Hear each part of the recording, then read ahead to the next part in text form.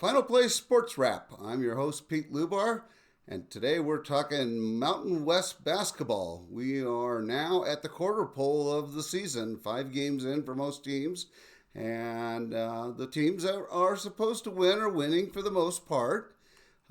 Utah State is 5-0 and leading the conference. Also, San Diego State is 5-0. Utah State has moved into the top 25. I think that's the first time all year for a Mountain West team. So that's kind of new. New Mexico and Nevada are just a game back at 4-1. And the Grand Canyon Lopes check in at 3-1. So those are the 5 teams right now that are at the top of the conference ladder. Perhaps the biggest surprise is that Boise State, which was picked for third in the preseason, is now just 1-4 on the season. I've watched Boise State a couple of times. They're not particularly gifted from a shooting standpoint. Not as big as they've been in past seasons. And I think it's just catching up to them. But they are 1-4, very surprising. Utah State leads the league in offense. They score 87 points per game, and they're second in team defense, allowing just 67 points a game. So that 20-point spread is very large, the largest in the conference by far. They continue to be led by M.J. Collins, guard, who's averaging 20.7 points per game.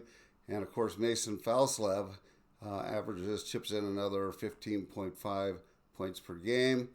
San Diego State has moved to 11-4 on the season. They are third in the conference in scoring. They have a very balanced scoring attack with 6 players averaging 8.2 points per game or better, and they are led by B.J. Davis, who averages 12.3 or 12.4 points per game. New Mexico is a little bit of a surprise. They are 13-3 on the year, 4-1 in conference. Lobos play good defense, so that's why they're winning. They are very sticky. They play a matchup zone, and they lead the league in team defense. They're also very balanced in scoring. They have 6 players averaging 9.9 points per game. They're led by freshman of the year candidate Jake Hall, who is averaging 14.2 points per game. He also leads the league in three-pointers with 46, and he shoots a pretty healthy 39.9% from the three-point arc. So, and they have the leading rebounder in the league in Tomislav Buljan, who's averaging 9.9 rebounds per game. Nevada has started strong at 4-1 behind the efforts of Corey Camper Jr. with 15.7 points per game and Tayshaun Comer with 13.9 points per game. And the Lopes of Grand Canyon are 3-1 heading into Tuesday night's game against New Mexico. They're led by guard Jaden Henley with 17.2 points per game and Makai Williams with 12.3 points per game.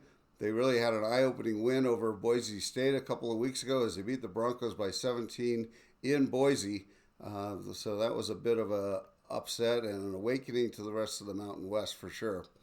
As for the rest of the conference, if we look at the schedules or standings at this point, you can see that beyond Grand Canyon, you've got UNLV and Colorado State. UNLV is 2-2. Colorado State, who had a great preseason, now 2-3, as is Wyoming 2-3, and then you see Boise, Fresno, San Jose State, and Air Force. I was at the New Mexico Air Force game on Saturday.